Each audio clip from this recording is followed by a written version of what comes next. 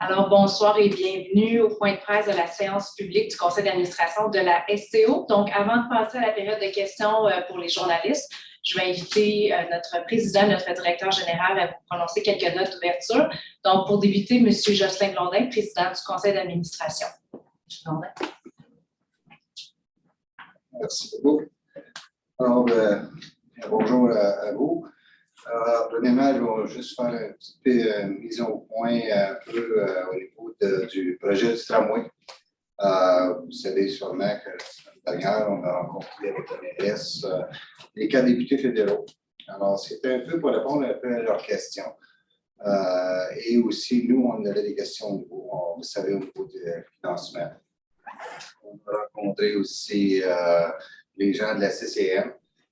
Qui sont impliqués depuis le dernier budget, dans le fond, là, dans le projet un peu plus, avec un mandat plus ferme au niveau d'un projet pour assurer la responsabilité du tramway au niveau du pont de portage, dans le fond. Alors, la CCM travaillait étroitement avec la STO dans ce projet-là. Alors, ça, c'était un point important. Puis, ça a été une belle rencontre que je pense a porté fruit.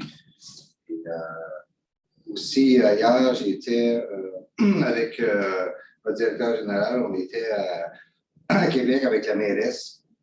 On a rencontré le maire Marchand sur le bureau projet à Québec, qui est un peu différent de ce qu'on a ici. C'est un bureau projet qui est mené par la Ville de Québec.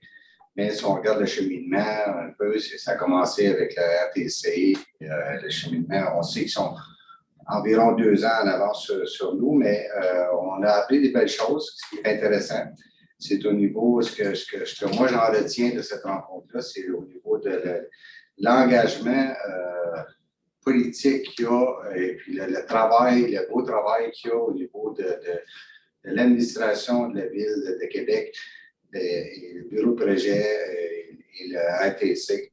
Alors, ça nous a donné quelques idées.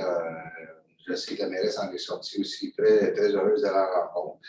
Et aussi, dans 2 semaines, je retourne à Québec, mais cette fois-ci avec une délégation de l'ATUC, l'Association de transport urbain du Québec, pour bien entendu faire comprendre à Québec l'importance du transport en commun et l'importance de l'aide financière que Québec peut nous apporter. Puis là-dessus, je vais laisser, bien entendu, le directeur général qui va pouvoir parler un petit peu plus au niveau de l'impact financier du gouvernement du Québec. Merci.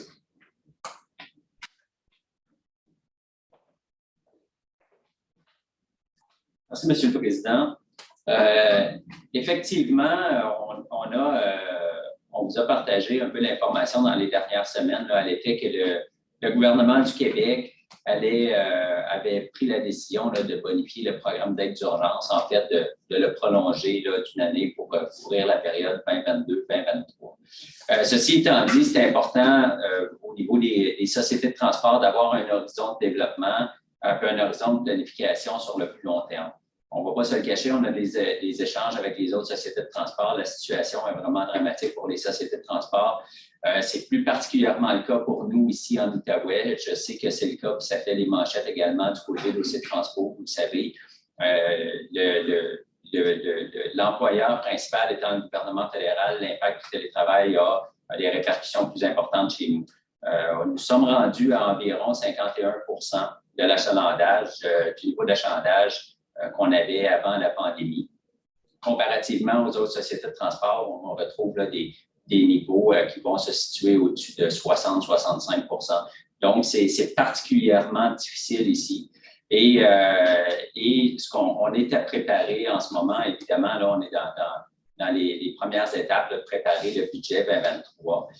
On n'a malheureusement pas encore les confirmations des sommes qui nous seront allouées. Vous comprendrez qu'il est vraiment minuit moins une pour savoir comment on va organiser le budget 2023. On n'a toujours pas d'horizon pour 2024. Donc, la situation est vraiment très importante. C'est le message qu'on va porter avec les autres directeurs généraux des sociétés de transport, avec les présidents et les présidentes également, là, pour assurer qu'on aura un plan de soutien au transport en commun qui est viable, qui est stable à long terme et qui permet une prévisibilité. On sait qu'il y a des cibles pour la réduction des gaz à effet de serre. Puis si on veut développer des collectivités durables, bien, ça ne peut pas se faire à la pièce, ça ne peut pas se faire une année à la fois, ça doit se faire sur un horizon à plus long terme. Donc, c'est l'appel qu'on va faire au gouvernement.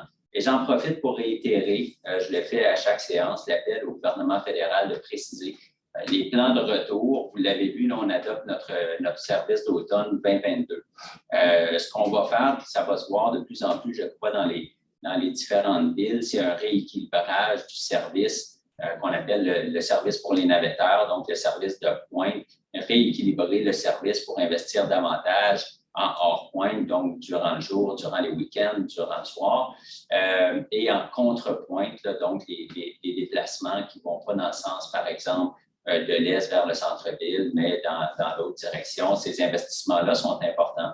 C'est ce rééquilibrage qu'on va commencer à faire lorsqu'on aura une meilleure prévisibilité du retour des fonctionnaires. Ça nous permettra d'aller plus loin.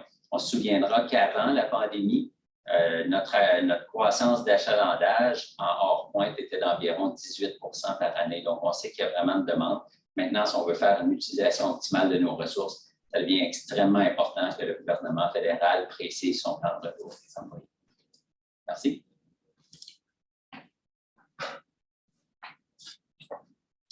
Merci beaucoup, M. Blondin, M. Leclerc. Donc, on va débuter avec la période de questions. Alors, je vais faire un premier tour de piste. Je vais demander Caroline Bertrand du 104,7 FM. Est-ce que vous avez des questions pour M. Blondin ou M. Leclerc?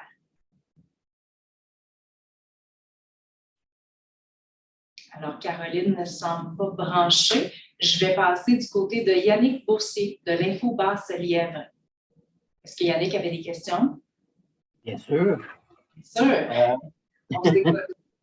Une petite question premièrement sur le service.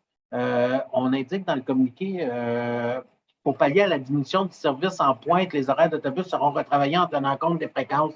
Je me posais la question, est-ce qu'on parle de diminution en lien avec le fait que c'est 91 du service seulement qui est offert, ou c'est parce qu'on a diminué le service pour bonifier celui en contrepointe qu'on parle plus tôt? Je vais laisser la question à M. Leclerc, vu que c'est opérationnel. Oui, mais en fait, le rééquilibrage, c'est celui dont je parlais. Ce n'est pas une diminution en fonction du budget. C'est vraiment, on revoit les fréquences en pointe. On avait encore là, une fréquence comparable à ce qu'on retrouvait avant la pandémie. Donc, c'est de rebalancer un peu les fréquences en pointe. Là, on a fait une analyse assez fine des données d'embarquement pour pouvoir prendre les ressources qui seront libérées, pouvoir investir davantage, donc les redistribuer en hors-pointe, où on sait qu'il y a une demande latente plus importante, et en contrepointe également. Donc, c'est vraiment plus une répartition de la façon dont on utilise les ressources disponibles. Je présume, je peux poser une deuxième tout de suite. En lien avec la réponse, est-ce que c'est les mêmes lignes? On parle entre autres de la 800 là, qui est celle qui touche le Rapibus entre autres. Est-ce que c'est dans sensiblement ces mêmes lignes-là qui ont eu des changements pour les heures en pointe? Oui, bien en fait, là, je n'ai pas tout le détail des lignes devant moi. Là, c'est on pourra vous les faire parvenir là, parce qu'il y a toute une série de lignes, une série de voyages aussi qui ont été identifiés. Puis ce qui est important d'expliquer également dans des cas comme ça, c'est que lorsque les voyages sont retirés, mais en fait, on revoit la fréquence, on l'ajuste pour minimiser l'impact sur la clientèle, s'assurer qu'il n'y a pas ce qu'on appelle des trous dans le service. Donc, il y a une série de lignes, là, puis on pourra vous faire parvenir l'information détaillée. Merci, je reviendrai plus tard pour d'autres questions. Merci beaucoup à M. Boursier. Alors, je vais céder la parole à Gaëlle Kanieba du quotidien Le Droit. Est-ce que vous avez des questions?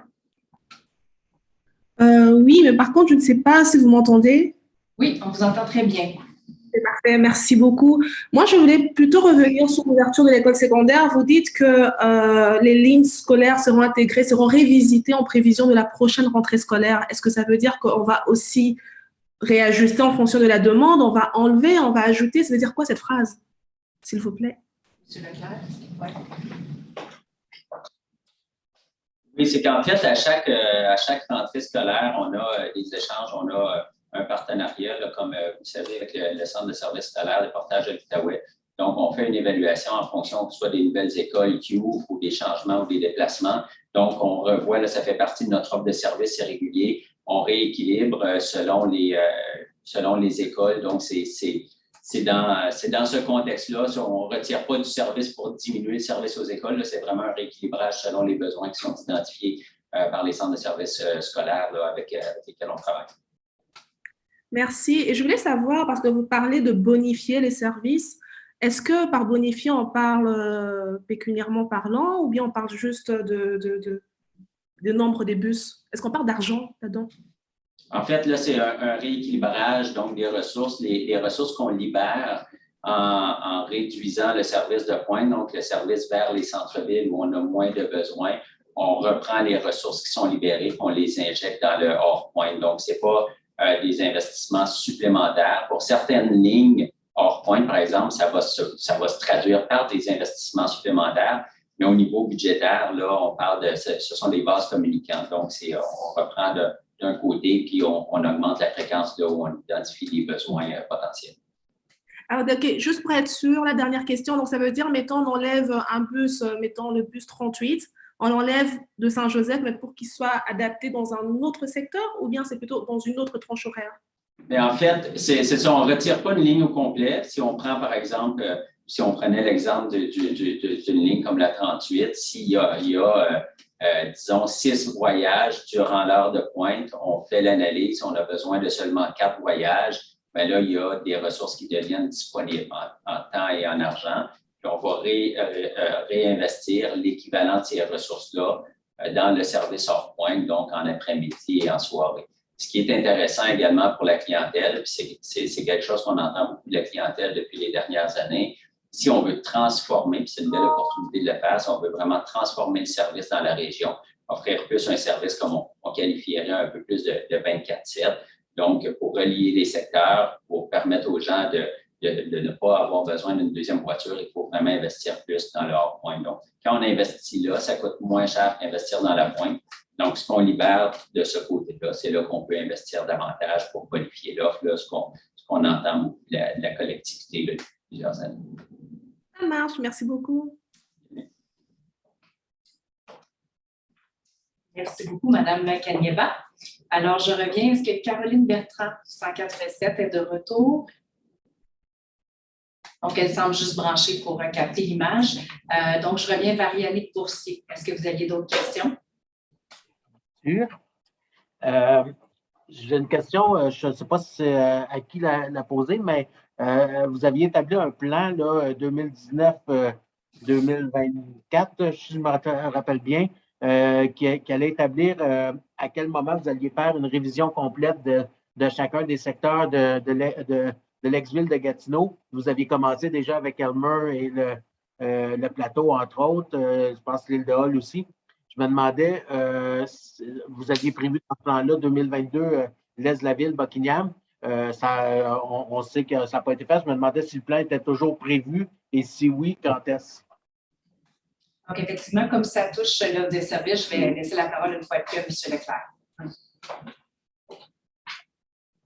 Oui, donc, au niveau de l'offre de service, en fait, toutes les refontes de secteur, on a dû le mettre de côté. En fait, quand la pandémie est arrivée, on a dû mettre les refontes complètes d'offres de secteur pour avoir une meilleure idée des besoins en déplacement.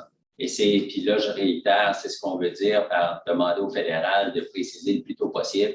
On sait qu'il y a des besoins dans les secteurs, mais les besoins qui étaient là avant la pandémie avec des surcharges importantes ne sont plus nécessairement les mêmes. Les besoins dans les différents secteurs vont changer. Donc, le plan a dû être mis sur la glace et devra être revu de fond en comble lorsqu'on aura une meilleure idée des besoins en déplacement. Et je présume, pour aller avec les autres annonces qu'on a eues aujourd'hui, je vais appeler ça le changement de philosophie, c'est peut-être, je ne sais pas si c'est le bon terme, mais d'aller vers le service plus en pointe 24/7 va venir influencer ça aussi, là. Bien, effectivement, puis c'est là qu'on parle d'une belle opportunité. Les ressources, tant et aussi longtemps qu'on arrive à conserver nos budgets. C'est pour ça, là, je parlais des enjeux de financement plus tôt, puis je vais y revenir. Si le gouvernement du Québec ne permet pas d'avoir une vision et de conserver l'offre de services au même niveau, ça va être très difficile de pouvoir utiliser les ressources qu'on a et les redistribuer. Donc, ça passe d'abord et avant tout par le financement, une confirmation là, que le financement va être stable et viable à long terme. Ça, c'est un élément clé. Ensuite, la façon dont on utilise les ressources, il faut vraiment saisir les opportunités qui s'offrent à nous. Et il y a moins de besoins en pointe, mais là, on a vraiment l'occasion de changer là, des habitudes de déplacement, d'en influencer dans leur pointe en soirée, les week-ends, et c'est ce qu'on veut faire. Merci. Je peux rester ici. Puis, Ben oui. alors, ça va t'éviter un déplacement. Donc, d'autres questions?